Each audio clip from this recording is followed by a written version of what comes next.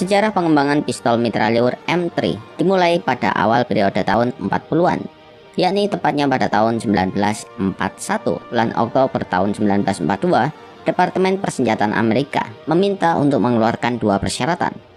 Tujuannya tak lain adalah untuk mengembangkan senapan baru yang nantinya akan digunakan oleh pasukan infanteri dan kavaleri. Beliau mendesain senjata tersebut dengan berdasarkan pada tingkat efektivitas dari MP40 Jerman, sedangkan desainnya diambil dari stand gun Inggris. Ketika memasuki jalur produksi massal, namanya diganti menjadi M3 atau yang terkenal dengan Grease Gun. Julukan unik untuk penyebutan Grease Gun sendiri diperoleh dari bentuk luarnya yang memang begitu mirip dengan alat injektor untuk oil grease. Penamaan tersebut begitu melekat pada senapan ini, terlebih dengan kesederhanaan desain dan harga produksinya yang memang jauh lebih murah dibandingkan senjata sejenis lainnya. Sebagai salah satu jenis senjata submachine gun, senapan ini juga mengadopsi mekanisme sederhana layaknya jenis pistol mitrailleur pada umumnya, yaitu menggunakan aksi blowback lurus yang dikombinasikan dengan prinsip dasar open bolt.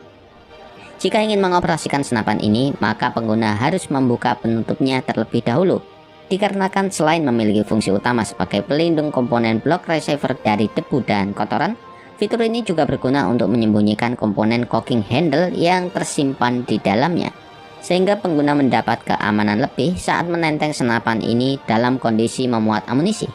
Karena kokangnya otomatis akan terkunci oleh tonjolan logam pelindung untuk menghindari penarikan kokang yang tidak disengaja. Pada bagian bobot dan dimensi, secara keseluruhan senapan ini memiliki massa seberat 3,7 kg dan termasuk salah satu submachine gun yang ringan di zamannya. Dari senapan ini menggunakan amunisi jenis parabellum kaliber 9x19 mm, sama seperti yang digunakan oleh MP40 Jerman.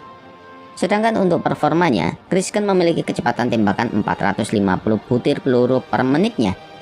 Kecepatan tembakan tersebut memang cenderung lebih rendah dibandingkan senapan sejenis lain. Hal itu disebabkan karena ia dirancang menggunakan komponen ball carrier berukuran besar dan sedikit lebih berat. Dan untuk sistem reload, ia menggunakan magasin kotak berkapasitas 30 butir peluru yang berada di bagian bawah dari receiver. Banyak diterjunkan dalam medan tempur di wilayah front Pasifik.